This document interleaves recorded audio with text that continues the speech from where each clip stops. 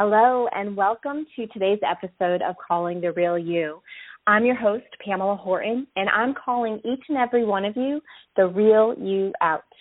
Today we're talking with an expert on etiquette, Karen Thomas, and we'll be discussing proper etiquette both in the corporate world, the business world, whether you are a student just graduating from college, whatever level you are as a professional, the importance of etiquette and manners, and how that actually has a direct impact on your bottom line as a business. And our guest, as I mentioned earlier, is Karen Thomas. She is a certified etiquette and civility trainer, a professional speaker, and I'm really actually eager to have this conversation with Karen. I first met her about 6 years ago when I was living in Connecticut at a networking event, and I was just intrigued with her profession because I value manners very, very much. I think that they go a long way, and I also feel through my own humble observations that they've gone by the wayside a little bit in the professional scene. And I'll give you a couple of examples later, but first, please help me welcome Karen. Are you there? I am here. Thank you very much for having me today. It's wonderful to speak with you, Pamela. Oh, it's wonderful to have you as our guest, Karen. Thank you so much for joining us. As I mentioned, your expertise in your industry is something that I've really just value very much. And as I mentioned, I do see a decline in manners just a little bit. And a perfect example of that, two of them actually, is at the event that I met you at, I was actually observing the crowd. There was quite a lot of women there. There was over 100 women. And I was appalled by the number of the ladies my age, 40 years and up, who were on their cell phones during the actual presentation, not only of the MC, but of the professional speaker that was given her topic. And tell me, what are your observations? What have you found? How have manners and proper etiquette changed in, let's say, just even the last decade? Well, I will tell you this. We are living now, and this is in my opinion, but I think a lot of people will agree, that we live in what I like to call a fast food society. And where I get that from is everything is so fast-paced. Take family life, for example. Everyone is rushing around. There's places to be. There's children need to be at practices, at ballet, at baseball, at football. They're doing this, they're doing that. Parents are working more. We're not spending as much quality family time at home with each other as compared to, say, 20, 30 years ago. And we've seen this also in the workplace as well, where a lack of manners and basic civility practices seem to be going by the wayside. And luckily for me, I have a job now with that area, so it's good for my end. But it is a sad state of affairs, I believe, for society as a whole, in that a lot of us, and you just from some of the examples that we've spoken about, a lot of people agree with it. And I think it's because we're all in such a big rush to get so much done in such a short time. And that's how I feel about it. But it is, again, a good thing for me in that I'm in this area, and it's working well. We're bringing this to the forefront. We're able to talk about it in podcasts and things of this nature. We're able to talk about it in society about people being not having enough time or maybe being short or curt or lack of manners. So I think it's a great thing, and I'm excited for this conversation. Karen has been a guest on numerous news channels. She's been featured in magazines, television shows, speaking about and if you're just joining us, we're talking about manners in our society, and we're going to specifically gear it towards our conversation today towards in the workplace, networking and things of that nature. But Karen's worked with clients such as Aetna and Cox Radio Network, ING Corporation, and a few other corporations throughout the nation. And one of the things that I think a great example of the fast-paced and not giving any time or towards manners is I was actually out on Saturday night, and the place that we were in, my husband and I went to, was completely packed, and there was no seating, but there were empty seats. And so I began to go up to people, introduce myself, excuse me for interrupting them. and asked them if there were some seats that were available for my husband and myself, that, if they were waiting for anybody. And do you know, out of the 12 people that I actually interacted with and engaged with, only one person actually had the decency, just the human connection or the human thought to look up from their phone, because everyone was on their phone, look up from their phone, give me eye contact, and actually spend that moment of time with me compared to the 11 other people that I interacted with. And it's not that I don't have thick skin or that I don't take things personally, but there's just something that says about the person's quality or the character or quality of their character when their manners are lacking. Would you agree with that, Karen? I absolutely agree with that. And I have to say, society today with technology can be a blessing and a curse. It's a blessing that we are able to carry our phones, which in some cases are our business phones and our home phones and everything wrapped into one. We're able to carry that on our person at all times, which is wonderful. However, in a situation as such that you mentioned on Saturday evening that you encountered, it is taking away from our civility skills. So I agree with you wholeheartedly. And also, when you mentioned, meeting at the networking event that we did, and we're saying 6 years ago, people on their cell phones, when you are at a speech or you are in a business meeting or you're anywhere at all, you need to interact with a person, and that would be one of the key things, is to make direct eye contact. That offers sincerity, that also offers a trust factor, and I can't agree with you more on that regarding those areas, because it is one of those things that we are all busy. But you know what? When we show and we take the time to show that we care and that we're listening, it does convey a personal trust factor, to the person that you're addressing. Yeah, you absolutely. You work with lots of college students, helping them to prepare and become poised and enter the corporate world. Can you share with us what's the one basic thing that you can share with everyone today that you offer up to your students that they should really either interact with, do, et cetera? What would be one thing that you can offer up today? I'm going to have to say, and when we're speaking about the college set, I often stress, actually it's the number one thing that I stress, are first impressions. And first impressions in so many people's minds are very many different things. Your idea is probably different from mine and varies, and I'm sure there are some similarities. But with the college set nowadays, I tell them that what you're presenting in an interview, you're getting ready to graduate and you're getting ready to go into either corporate America or the workforce or whatever.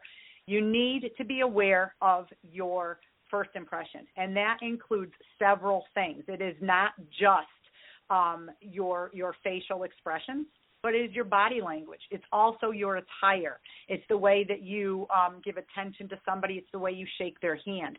So that is one thing that we really focus in on, and we do actual practice sessions with the college set, because if you recall the old saying, you only get one time to make a great first impression.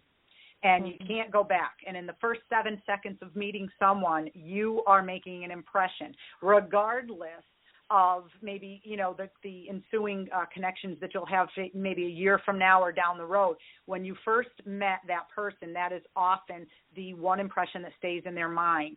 And it has to be a good one, because unfortunately in the competitive job market that we all face today, if you don't, there's about 10 or 30 other people willing to take that spot. So I often impress upon them that it is all of those things rolled into one, okay, especially attire. The way you're dressing is conveying something to somebody. The way you're looking at somebody, your body language, and the way you greet somebody. Very important things with our college set. Mhm. I was once told when I first graduated, one of the things to look for is if you're driving up to an interview and you're only a mile down the road, be cautious anyways when you're driving, but drive even more responsibly. Don't blare your radio. Don't have your car windows down. As you're approaching the employment or the facility or the job, interview, because you don't know who's behind you, who's driving side by your side, and who's pulling into the same parking lot as you. It could very well be the person that's interviewing you. And I'll never forget that, and that just speaks to what you just shared. Indeed, in terms of body language. Yeah. All of those things. And these are things that we're not perhaps aware of. You know, let's say you're prepping for an interview, you're fresh out of college, you're prepping for an interview, you're nervous, you're anxious, you're excited. I mean, all of these emotions are running through you, and it's easy to forget some of these things, but it is good to perhaps maybe write down some of these things and just refresh your memory, or keep them in the car with you or in your notes or something, that when you bring it into an interview, and that can kind of ground you and just make you aware. I always tell the students, make sure you make notes and keep them visible, so that way you can refer back to them, so that way it will kind of bring you back to, what you should be doing. And I cannot agree more with you about the driving in. I'm going to have to add that to the class discussion when I do that next, because I think it's very important. Great. You mentioned two words, grounding and aware, be aware. And these two words are part of my dialogue daily. And one of the things that Calling the Real You is all about is calling out the real, authentic self, calling out the real you that knows that really you're being of service, you're being a contribution to society, you're being a contribution in your own life, trying to be a better version of yourself than you were the day before. And how important is it in terms of manners, etiquette, business, bottom line, to be grounded and be aware? Can you speak to that a little bit more for us, please? Absolutely. I believe in being true to yourself and authentic. Okay, I believe in it. It's funny that you should bring this question up, because I was engaged in a conversation this morning about this. Are you presenting yourself in business one way, and then perhaps maybe in personal life a different way? And how is that? How is that? And somebody was saying, well, isn't that a little hypocritical?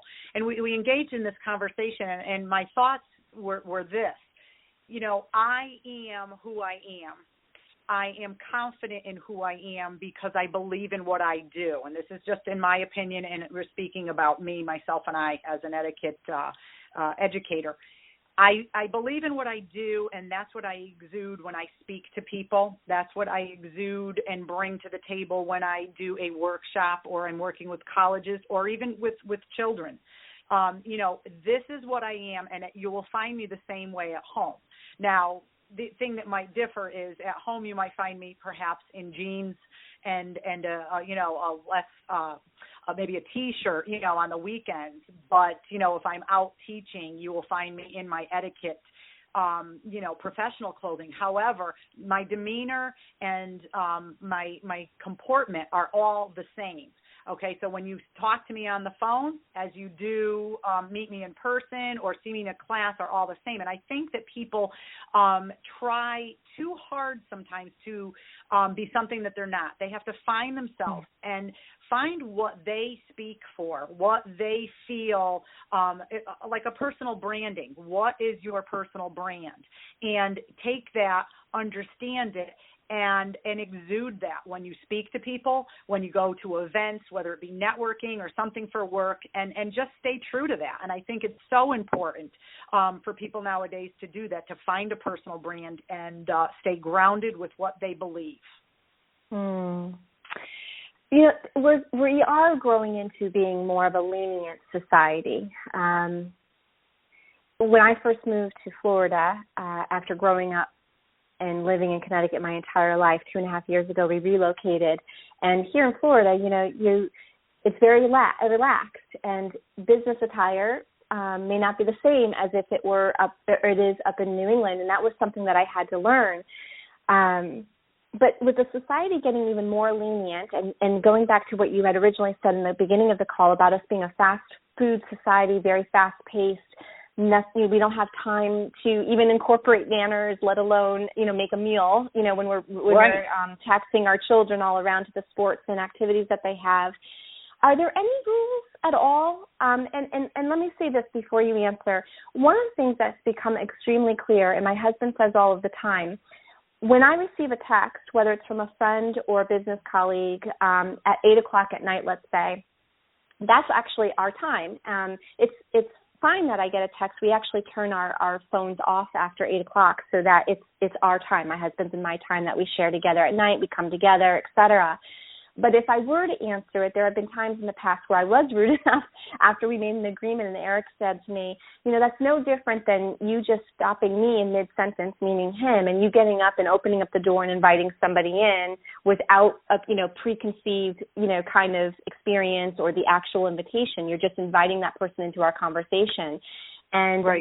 I never really looked at it that way, and he's right. So are there any rules anymore? Are there any boundaries that are being placed? Are corporations actually encouraging people to put limitations on their interactions with their clients, et cetera? I think you are absolutely correct. I know you're absolutely correct in saying that, yes, we have become very lenient and almost lax with our standards. And that's not necessarily a bad thing, but yes, there must be boundaries put in place so that people can not only conform, but perform within those boundaries. And I think what I find a lot with corporate America, and again, I totally agree with you with the lax and dressing between, say, Florida and New England. I see that all the time. It's one of those things where if things are outlined, people feel a little bit more comfortable in knowing what those boundaries are and staying within those boundaries.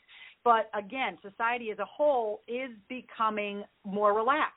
And that's, again, not a bad thing at all.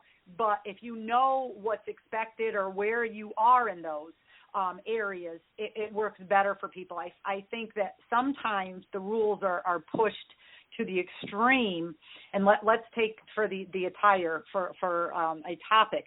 I think they're pushed to the extreme when people are not made aware of what is maybe correct and not correct for, let's say, a specific corporation. Let's say they work for, XYZ corporation, and it's outlined and it says, this is what it's casual. Well, again, coming back into definitions, what your idea of casual and mine are two different things. And I'll give you an example. One thing that used to drive me absolutely insane, and it still does, is casual Fridays at the office, and I get this question all the time. For gentlemen, is it okay to wear a Hawaiian shirt? Is that casual Friday? And I'm using an extreme there, and people chuckle at me and go, oh, my goodness. Well, again, it depends on the corporation. There's a lot of things that go into that. But in your general corporate America, no, a Hawaiian shirt is not appropriate attire for casual Friday. If it's Luau Friday and it's a specific theme day, absolutely. But, you have to look at the boundaries and you have to look what's set. So I find that a lot of times people will ask me attire questions in the business arena and say, well, what are you basing this on? And it goes back to, many years. But, again, being relaxed does not necessarily mean you could just wear whatever you like. And I think a lot of the younger set now is struggling with that. And let me say this, with the colleges I've encountered, a lot of the workshops that I do there, they tell the students that they must, for the etiquette class that they take, they must wear business attire and dress up. I have seen so many different outfits come through that door. One of each example for gender, for men and women. I've seen women come in dresses that are absolutely inappropriately short, okay, but because it's a dress, they feel that they are dressed up. They feel that they're ready to go to business, and that is incorrect. And then one of the other extremes that I saw at one of the last etiquette sessions that I did, and I gave the gentleman an A+ for effort. He came in a full tuxedo. He had on beautiful tuxedo pants with the striping down the side. He had the tails. He had the shirt. He had the bow tie. It was wonderful until I looked down at the shoes, and he had on Sperry Docksiders boat shoes. Kind of just let the whole thing just went right out the door with that. And again, I never use names or anything, but just certain things like that where I think, it depends on what you're thinking. He thought he was dressed up, but the shoes kind of lost him. And again, not to pick on people with attire, but I think that just if there were boundaries saying that, this is what not to wear, what you should wear, and give examples of, people feel more comfortable knowing that. A fingertip length for a skirt or a dress on a woman is appropriate. For your longest finger, if you place it to your side and your skirt comes above your longest finger, then it is, it's inappropriate for, say, corporate America. Just certain things. And again, going back to boundaries, I think if you outline those and they know what to do, people tend to follow those better than just making up on their own. And those are some of the things that I'm finding in business, with the colleges that are coming out. Attire is a huge one, as well as social media and, cell phones. You, in terms of texting, can you talk to us about one of the things that I actually, for example, when someone interacts with me, I'm very involved and engaged, and I always give a formal greeting, whether it's a hello or how are you or whatever the case may be. There's a greeting. Is the greeting aspect in addition to the attire, like, have you noticed the downfall in that in terms of texting where people just come up, you just get a text and it's just a question or, a statement with that, and it's been days in between since you've interacted with that individual. Is that something that can be considered poor etiquette, or what are your thoughts on that? And is it as important as attire and things of that nature, how you communicate through texting? Oh, absolutely. Texting now is becoming that much more a used vehicle in business than the actual email. You're a bit younger than I am, but I remember years and years ago, and I'm dating myself now, but when email was all the rage and it was the new thing. And that was the way to communicate. And the reasoning behind it was quick. You could do it without an actual phone call. You could do it quickly and what have you. And email etiquette standards are these. You need to still do a greeting for business. This is for business, not for personal. But for business, you need to do a greeting, a body, a line or two, okay, and then you at the end you need to put in your salutation and put in fondly or respectfully, what have you, and then your name, okay. So these are expected from from emails. But with texting, it has become even that more relaxed, whereas a lot of people are not into the greeting whatsoever. 99.9% of the texts that I receive, and we do it for business, absolutely. It's a quick and easy way to communicate something. I rarely see an actual greeting, let alone an ending. One thing I will say is this. While, again, it's great to text and everything, you still have to remember what you're doing if it is for business, and you need to abide by certain standards. So I am going to agree wholeheartedly with you in that you should have a greeting. It should be hello or hi, Pamela. This is Karen. I'm just confirming our appointment today at 1 p.m. Looking forward to speaking with you. Sincerely, Karen, or respectfully, Karen, or what have you. Those things should be adhered to when texting for business. And one thing I have to throw in there is that this goes for email as well as texting. The emojis, while they are cute and, an easy way to perhaps put a feeling with what you're saying in the text or in the email, they really do not belong in the business arena. You should keep the emojis out of it. And that's just a rule of etiquette. Yeah. Thank you for clarifying that, Karen.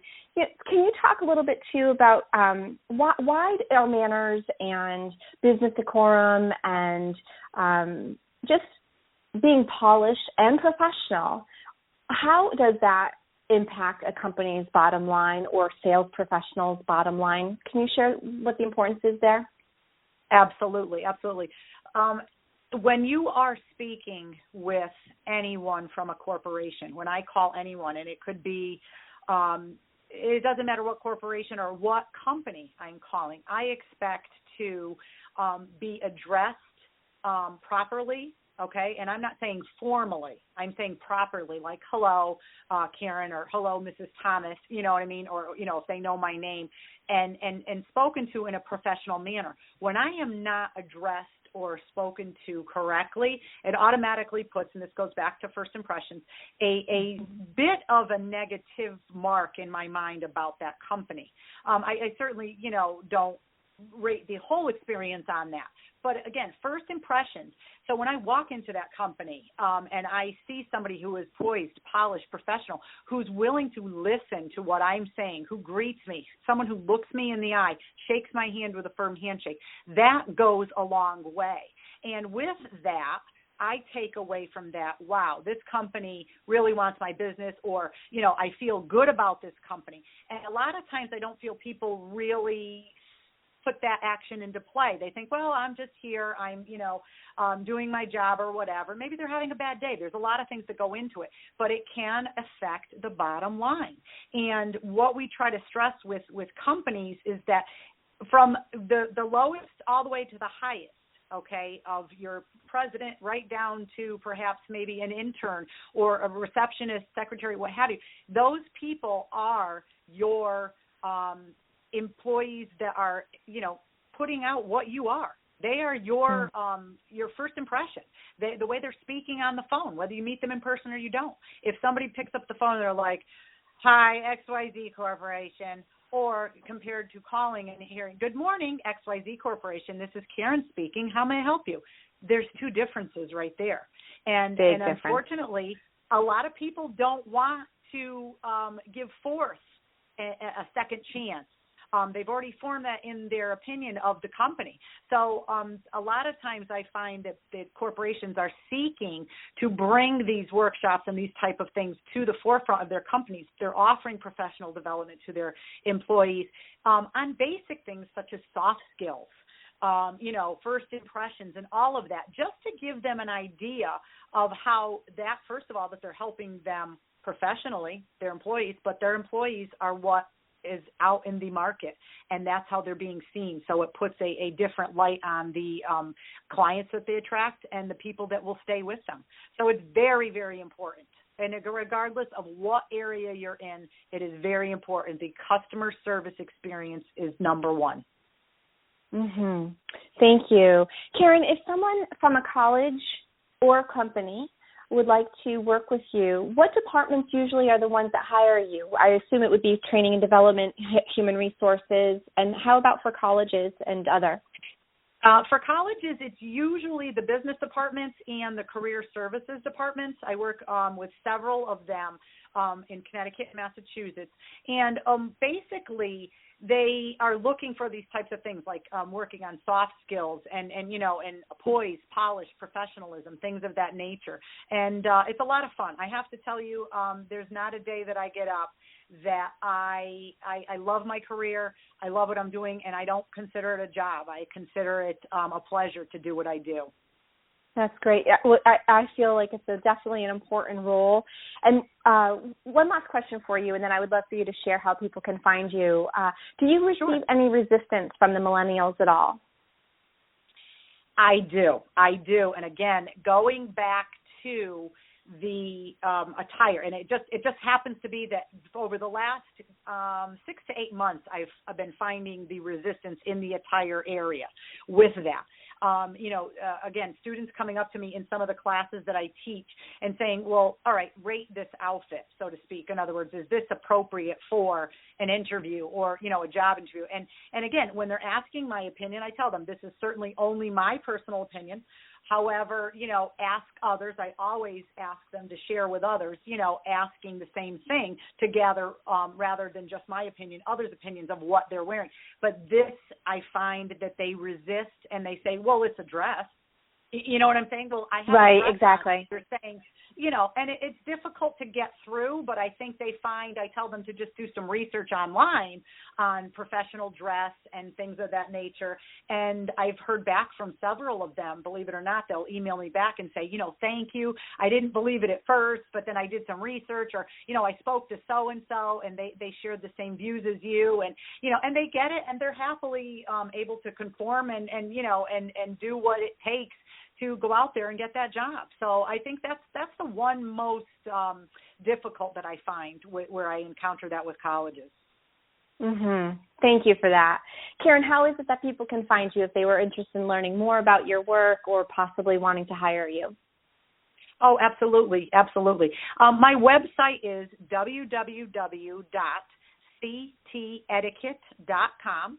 And I am also on all of the social media, such as Instagram and Facebook and all of that. I would encourage anybody to give me a call. My number is 860-387-1282. And I would be happy to guide them in their professional, poised, and polished experience and or work with their company or corporation. I love it. Karen, thank you so much for your time today. It was a pleasure to speak with you. You really you have an important role, I firmly believe, and I'm very grateful that you chose to share your time with Calling the Real You and all of us listening today. Thank you so much. Pamela, thank you for having me today, and I look forward to many more collaborations. I do as well. Have a great day, everyone. And before I let every one of you go, there are a few folks that I do need to thank today, and that is, of course, Reverend Patricia Brooks, who, without her or her platform, Sacred Stories, I would not be able to share these tidbits of information and golden nuggets of knowledge with you every week. And I also like to thank Lisa Imparante of Lux Salon and Spa, Yolanta Bremer of Yola Portraits, Karen D. Felice of Karen D. Felice Designs, and, of course, Jim Oliver, who provides the transformational music on the intro and the outro of Calling the Real You podcast. Thank you, everyone, again. Have a wonderful day, and we'll talk to you soon.